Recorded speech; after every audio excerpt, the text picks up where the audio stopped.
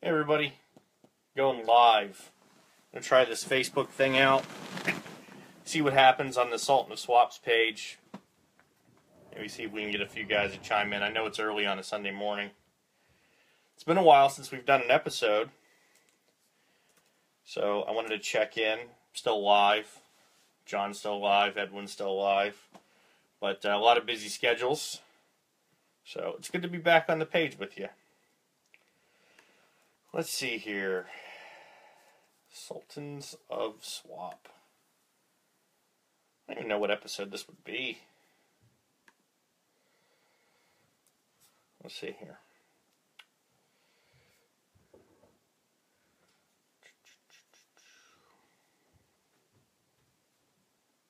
Got J.A. eating pizza. I think that was our last post. That was December 3rd of 2016. So it's been about 2 months. Plenty going on. I guess I'll start with me. I've expanded my collection, at my usual pace. Been focusing a lot on Hall of Famer autographs, and I got my case here behind me as a nice view. This is probably the biggest piece I've added. It's Perez Steel, Mickey Mantle, authenticated by SGC. Really proud of it. Never thought I would own a Mickey Mantle autograph. The Perez Steel are a pretty good price. A buddy of mine is putting together a more expansive Hall of Fame autograph collection. When I say more expansive, I mean he's buying the more expensive ones. He got a Jackie Robinson that was Perez Steel, and I think a few others. They're a cool product. They came out in the 80s, and let's see here. Try and give you a little information on it. 1989 celebration postcards. Let's see if I can get a list for you guys.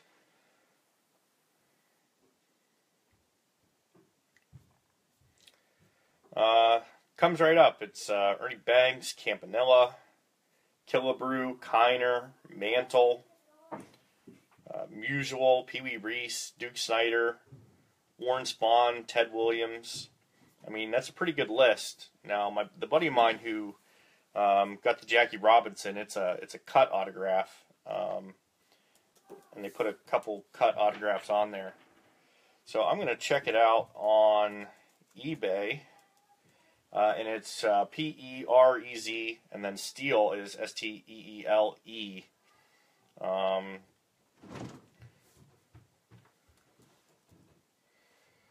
just going to put in Perez Steel autograph. So I get a whole bunch coming up. I'm going to go to the sold listings here and get a price plus shipping highs first. So the first one comes up is Mickey Mantle and Duke Snider. It's a 93 Perez Steel, about $900. I see a Walter Alston went for $707, and I think that speaks to a few things. One is the popularity of the set, but the other one is, people really like these things because Walter Alston, coach for the Dodgers, not exactly a household name by any stretch of the imagination. Maybe to baseball fans, but, not like Mickey Mantle to most people. Earl Averill, 1981 Perez Steel. And like I said, Campanella. Waite Hoyt. I mean, these are some of your higher selling ones. Stan Keselowski. And again, I think this really speaks to people that are trying to put the set together. One that I see here that went on Probstein was a Perez Steel from 2001. It's Kirby Puckett, $338, which is not a pretty fair price for a Puckett autograph. Kirby Puckett tends to sell a little bit higher because obviously he passed away at a young age, and he hasn't been in products for a very long time. So that was probably what I would say is my coolest pickup over the last 2 months, and something I really wanted for a long time. if you are watching or you do see this, and you can find me on Facebook, Eric DeRose. I have a Walt Austin signed scorecard from the 50s. Yeah, that's really cool, man. If you have a Walt Austin, I didn't realize they were selling. I don't know if that is because they're particularly part of this Perez Steel set, or if it's because, you know, Walt Austin, I'm fairly confident has passed away. Either that or he's 127 years old. So that's really cool, man. I know a lot of Dodger fans are big collectors. He was a very popular manager for a long time. There are some, what I think are some pretty good deals on here. I really like the artwork on the Perez Steel cards. Like I'm looking here, a Ted Williams, graded by PSA, $199 as a buy it now. Joe DiMaggio, $204 as a buy it now. So, I mean, it appears to me anyway to be one of those sets which, you know, you can put together at a very good price. There's another DiMaggio, 171, and then really starting to get in the ungraded ones. I love this example. It's a Willie Mays from 1981. Really nice autograph, and it went for 140. For you guys that are autograph collectors, and this is just my personal taste, I tend to like to get the autographs when the guys are a little bit younger, because the autographs are cleaner, obviously. Not necessarily from their playing days; those carry a lot more value. Stan Musial, I think we've talked about before on some of our webisodes, is a really good example of a guy who had a beautiful autograph for a long time, but as he got towards the end of his life, he was pumping out some pretty shaky autographs in Leaf products that were for sale at like Walmart and Target, and I personally don't think that those autographs take away from his others. I just think it's kind of sad that the man had a pen in his hand until he died. But, you know, hey, man, you got to do what you got to do. If you can make some money off of it, God bless. The one that stands out to me right now is Hank Aaron is a good example of that. His autograph is starting to get a little shaky. I mean, he's still Hank Aaron, but you can get it's called a front row card autograph of Hank Aaron from the 90s for about $70. And I think it's a lot more appealing as a card than, some of the ones they put out now, like the tributes or he's in any number of products for obvious reasons, still a very, very popular player. Bobby Doerr. I've seen some really nice autographs of Bobby Doerr. I didn't realize his was so shaky. So I haven't seen his. I'm going to check that out though, since you bring it up. See if there's a noticeable difference. All right. I'm looking at a 2014 Panini Hall of Fame induction. It looks pretty good. Yeah, his auto still looks really, really solid. I'm looking at some stickers, so I'm not sure necessarily when they were signed, but Bobby Doerr has a really nice autograph, as far as I can tell. He's still signing TTMs. Yeah, TTMs are something that I've never personally pursued, but obviously on Facebook and reading through the pages, it's something that is pretty cool. Actually, I see a Bobby Doerr Wade Boggs autograph together. Wade Boggs, from my understanding and just what I've read online, is really good about TTM autos. So it's pretty cool to have a Hall of Famer, especially someone that was as prominent as Wade Boggs, who you can send him stuff in the mail, and he'll still send it back. I think that's really cool. So, all right, cool, man. But going back to kind of what's been going on, I still have not put my 2016 Strata set together. I did get the Mike Trout autograph, which puts me 2 away. The first one I'll mention is Hanley Ramirez, And I think if you're putting together autograph sets, the redemptions are incredibly frustrating for people because of the timing. I really hope that, it's Hanley Ramirez, man. I don't really care in the traditional sense of whether or not he signs, but I really want to finish the set, so I need him to sign those cards. And the one that I thought would be, well, there were two. In 2015, I managed to get a Mike Trout multicolored patch pretty easily, and Clayton Kershaw was, for whatever reason, pretty cheap. I ended up getting a nice patch of him for like $60. But this year, for whatever reason, I mean, I know he's Kershaw and he's really good and he's really popular. His autograph was selling pretty high for this particular product. And I could not get a Trout multicolored autograph on that Clearly Authentic Strata for the life of me. It's one of those things where the market just kind of dried up. And it was unfortunate, but I had to settle for a plain patch. But, for those of you guys who put sets together, it's one of those things where you got to do what you got to do. So hopefully one pops up and I can flip it. I just pulled a 2014 Ramirez 5-star auto. Yeah, that's a good example of what I'm talking about, Eric. It's like you can find autographs of Hanley fairly easly. It's just a matter of putting the set together that has been a bit problematic for me.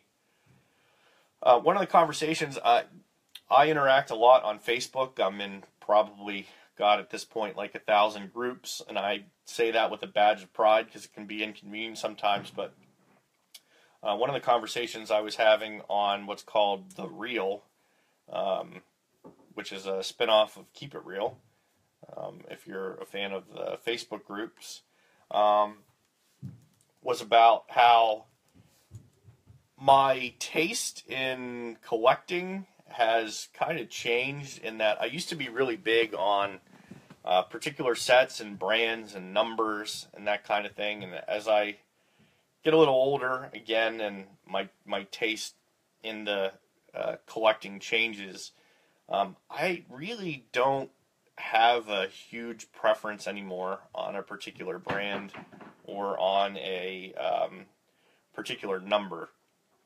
Only in that, I'm interested more in the pictures on the cards and the design of the cards, the overall quality of how it's made, and also its market availability.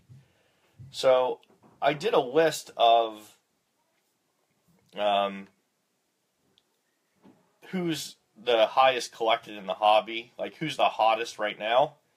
I was just interested to see, because if you've watched any of our webisodes before, not only am I doing this for the fun of collecting, but I also would like a return on my investment one day. So I was kind of interested to see what cards were really selling for today in terms of players that were hot, players that were popular, what their cards were going for. And I thought it would be pretty obvious, but it was actually interesting to see, there were some guys that I expected and I didn't expect. Oh, sure, man. I'll show it to you. So this is this is it. Perez Steel Mantle. Clean autograph, encased, graded by SGC. Like I said at the beginning, I'm kind of proud of it, dude. I never thought I would have a Mickey Mantle autograph in my collection. So the price was right. I got it from a good friend. A guy that I admin with. Thanks, Eric. I really appreciate that, man. He gave me a killer deal on it, and it was one of those things I just couldn't pass up. So I do want to go to this list real quick. See if I can pull it up here. I love the social interaction and, get some other guys' opinions. So, let's see here. So what I did was, again, the premise is, the guys that are hot right now, it's like not really who I like. Like, obviously, I have particular players that I'm interested, but I really wanted to see what was going on in the marketplace, what people are buying, what cards are selling for.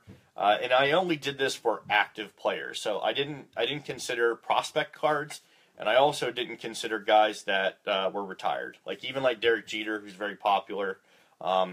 Since he's retired, I didn't include him on the list. Obviously, he's still very popular and his cards sell. So you got a few different factors to look at.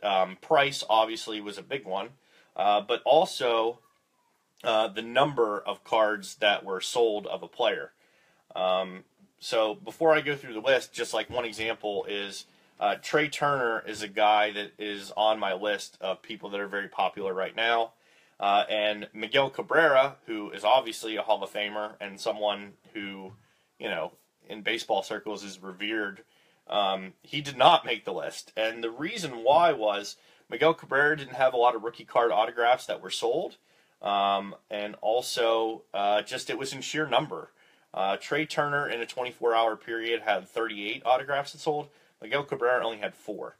So that tells you a little bit about terms of popularity. Paul Goldschmidt, Eric, is another guy who, he's really popular, but he did not make my list, and I can actually, as I go through, kind of talk about that. So I did it in 4 tiers, and in tier 1 I had Mike Trout, Chris Bryant, Ichiro, and Bryce Harper.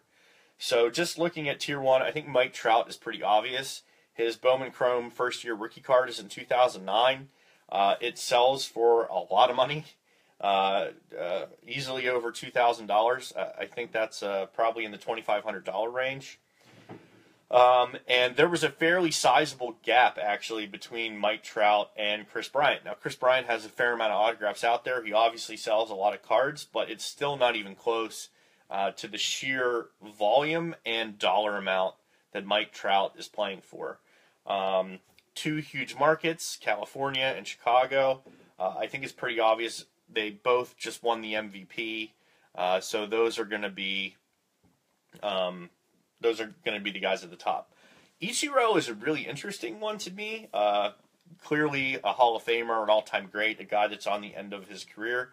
He doesn't sign a ton, but the volume for the amount that Ichiro sells for is pretty impressive. Even his lowest value autographs are in the hundreds of dollar ranges. He's in, like I said, not that many products, but he sells a pretty big volume. If you put an Ichiro card out there for sale, or you put it at auction, you can expect to get a fair amount. For the number 4 guy on my list, Bryce Harper, his cards have fallen off a little bit. His value's down about 25% year over year. There is a pretty big gap between him and Ichiro.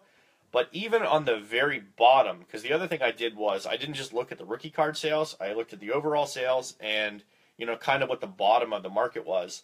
A baseline Bryce Harper auto, a sticker on a cheap card, you're still going to spend easily between $70 and $100. So that's going to put him in the tier 1 category. A nice Bryce Harper card, hundreds of dollars range, still a top guy. I think a lot of people still have a lot of faith in him, so he ends up in the first tier. Now, between 2 and 3, I think this is where it gets the 2016 high-tech pack Ichiro and Harper pulled instantly. Saw it last week. Yeah, high-tech is one of those products, too, that grades, you're going to get a gem unless you, throw it on the ground. So high-tech is really popular. It's got a cool design. I don't think it's for everybody, but that's a pretty good example. Coming back to Tier 2 and Tier 3 products, in Tier 2 I had Seager, Schwarber, and Betts. I got a lot of feedback that people were really surprised that Betts was behind Schwarber. I think that's just a product of the World Series win more than anything else, but Schwarber does sell slightly higher. Also, the lower end of Schwarber autographs tends to be in the $35 to $40 range, and the lower end of a Betts autograph tends to be in the $25 to $30 range. So that's why it was a little bit higher. But between Seager, Schwarber, and Betts, those are 3 guys that are selling like crazy right now, man. You get any of those guys up there, maybe it seems obvious. Again, all huge markets. You got LA, Chicago, and Boston. Very, very popular players on those teams. They're very recently rookies. Schwarber was 14. Betts, I believe, was 14. I could be wrong. And Seager, of course. I mean, they were all right around the same time. so you have a lot of colors available. You have a lot of rookie cards available. Those guys are very hot. There's still some speculation with them. And this is what I mean by it's a little interesting to me that these guys were selling at a higher rate than the previous guys. Because in Tier 3, I have Pujols, Benintendi, Machado, Correa, and Kershaw. I think Pujols is the most interesting one in that Pujols, he's at the tail end of his career. He, he's been around since 2001, but he came in the same time as Ichiro. So you still have a fair amount of his products out there. The bottom end of his autographs is still very high. He's not selling the volume of Ichiro, but he's around. So those were some... That one stood out the most to me in Tier 3. But I think what you could say between Tier 2 and Tier 3 is that Machado, Correa, Kershaw, those are, well, particularly Kershaw and Machado, these are guys are really established players. They're on a Hall of Fame track, barring health and everything else. If Machado played for the Yankees or the Dodgers, he'd probably be closer to the top. Not good. Benintendi, I mean, he's right there with Betts, but he's not selling at the pace that Betts is selling. I think because Benintendi's more speculation, Betts is more proven on the field, second in the AL MVP voting. The last one, Tier 4, I have Turner, Bregman, Swanson, and Syndergaard. Syndergaard has played a good bit, but all of those guys have one thing in common. There's a tremendous amount of speculation with those players. I think they're all going to be very good. And they have a potential to really move up on this list, but they could also fall off the face of the earth. Now, as we went through this conversation, and I kind of mentioned at the beginning of what I was talking about, in that Tier 4, a Trey Turner, out of 25, 9.5 autograph, you could be talking hundreds or even, four figures, just based on the speculation. But you can get a really nice Trey Turner autograph for $20-25. And if you just want an autograph of a player that you like, there's something out there. I think that is the cool part of the hobby. So that's really the list. I mean, I think there's a lot more to dissect there, but I was sparing you the boredom. This really tells you how much time I have on a Friday night to go through and check eBay sold listings and write them all down. It's hardly scientific. I think some other guys that could be on this list and were fair points were Lindor for the Indians and Gary Sanchez for the Yankees. Of those, obviously, Gary Sanchez has a higher ceiling.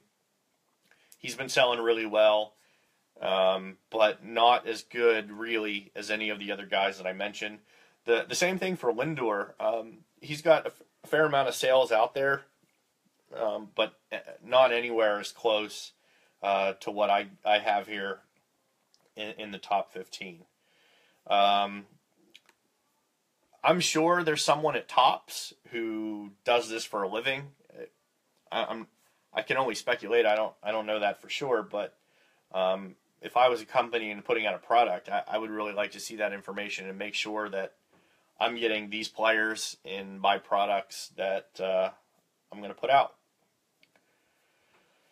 So that's really the list of, hey Dayton, what's going on, buddy? Thanks for joining in. I decided to go solo Sultans of Swap today. The last episode was December 3rd. So it's been a good bit, and wanted to make sure I was putting something out mostly for me because I enjoy having this conversation so much. Sunday morning, it's beautiful. I got stuff to do. I don't know if you can hear my kids upstairs. As my father used to say, it sounds like a herd of elephants, but my kids are 5 and 1. So it was nice to just escape for a few minutes and get down to my cards and have a chance to interact with some other guys in the hobby. So that's what's really up with me. But I guess one of the last things I could talk about in Dayton, I believe you saw this, was my have you ever done the following because of, quote, baseball cards. Planned on cutting back your spending but not been able to do so. Spent more time or more money at the LCS and on eBay than you intended. Spent time alone with your cards. I'm not really alone right now. I feel like I'm with people, but just kind of sat and stared at your cards. Hidden your spending is probably a big one, like hiding your spending from significant other. Spent a lot of time at card shows tracking down cards.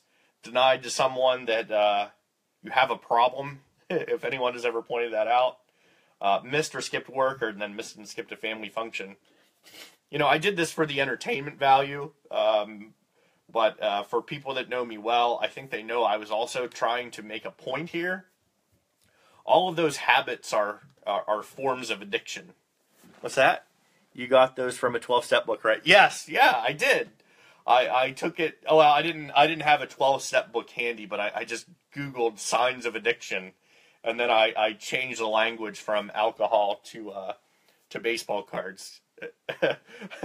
But again, I was really trying to make a point, which was that I think there is something to the science of card collecting be a bit of addiction. Obviously, it's not heroin or crack. The side effects aren't nearly as damaging, but clearly there could be some damage caused by lying, skipping work, not spending time with your family, like those kind of things. So it was made in jest, but it was also made with the point of some of you guys might have a problem. So yeah, there's that. I should have done the Brady snot rocket there,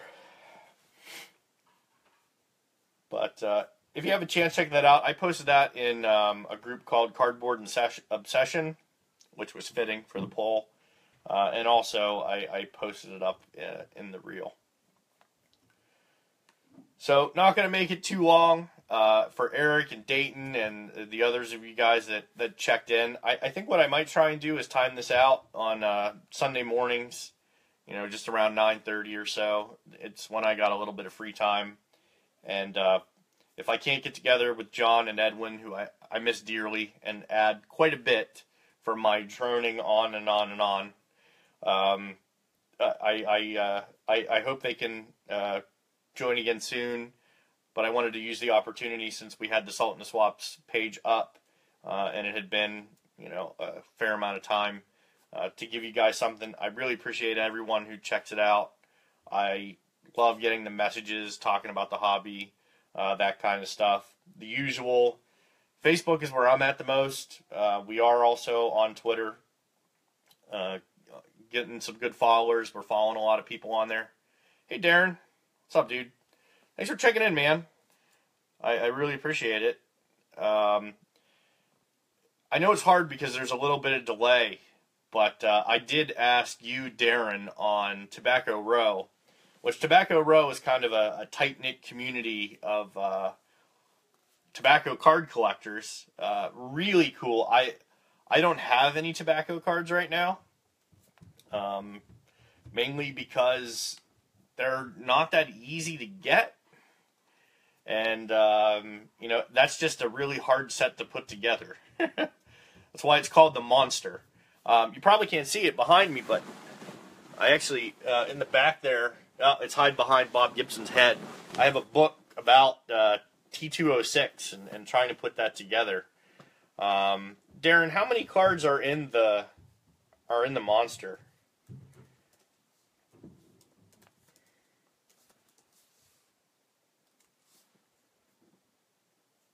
They have a T206 Wikipedia. That's pretty cool. The Wagner talks about the rarity. I'm fixing to hit a wall with mine. So you say you're hitting a wall. Oh, whoops. You say you're hitting a wall. Is it because the ones you need are just, extremely rare?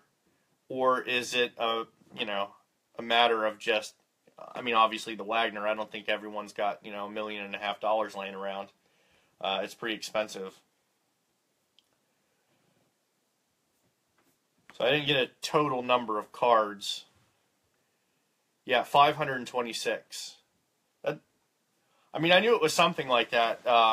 Doug Miller put up a point total. It was kind of a competitive thing, which I thought was a really good idea. And it was like you get 240 points for a Wagner, then Plank, and a couple other guys were 80, and then everyone else was 1, which I thought was interesting. You know, it's one of those things where I've spent a fair amount of time looking at T206s, but I still don't really get it as far as, and when I say I don't get it, what constitutes a T206 card and what doesn't. Because like those Ty Cobbs that say like Ty Cobb, King of Tobacco, I would think that's a T206 card, but someone would have to tell me if I was right or wrong. So I'm going to go to the Tobacco Row page and see, because I know there was just a list put up. Yeah, very small group, 190 members, but a really cool page. So yeah, here we go. 240 points for Hannes Wagner, 80 points for Plank, Doyle, New York National, and Maggie. That makes sense. The highest monster number total is therefore 1,000. I'm really bad at math. But yeah, there's some guys that I'm familiar with that has some pretty high numbers on here. 600. That's impressive for a total point score. I'm assuming that person has the Wagner.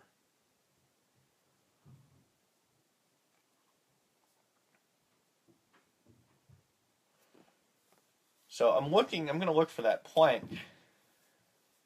Just give me a second where I go through here, guys. I don't know if he took it down or not. But there was an Eddie Plank that we know someone who has the Wagner. Yeah.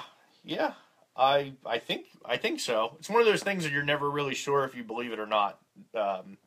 Dayton, I'm fairly cynical. So I feel like nothing is real, everything is fake, people are full of crap. So I don't know.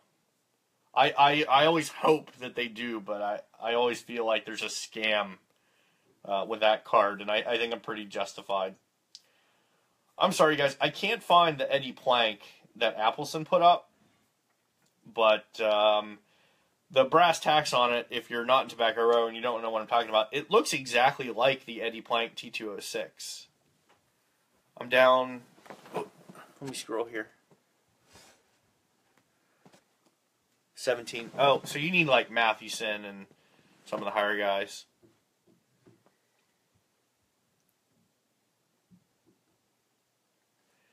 Yeah, Dayton, I'm not sure. I don't like to spread like gossip or rumors, but there is a few folks who I really trust within the hobby that feel confident for whatever reason that there's some shenanigans there. Again, I don't know. I have no idea. I don't want to recklessly speculate. They're coined. There's pictures. Whatever. But after that particular person posted, the Plank sold and it sucked. I wanted the card, but spent too much on eBay last week. Yeah, it's funny. Well, I'm kind of going all over the place with this conversation, Darren. But that's one of the things I talked about. You can never, like, even if your wallet was endless, when you're trying to do some of these things, it's really challenging because to put together, the T206 set. Which, God bless you, man, I think that's going to be a lifelong pursuit just because of the rarity. Like I said, even if you had all the money in the world, you would have to spend a lot of time tracking some of these guys down because they just don't pop up. But to finish my point with you, Dayton, like I said, I hope they are legit, but I do know that there was a bit of a struggle because there were people that were interested in buying the cards. And there was very little follow-through on the other side. So, anyway, like I said, I can confirm that, but that still doesn't mean, they're not valid or legitimate cards. All right, guys. This is really hard to do by yourself when you can't talk to other people. Which is why I'm going to try and keep them more short, even though I can talk forever. So, if you checked out the video this morning, I really appreciate it. And that's it, guys. Thanks for stopping in, and check out Sultans to Swap, and Yeah. Man, I really fizzled out there in the end. Bleh. All right. See you, man. See you guys.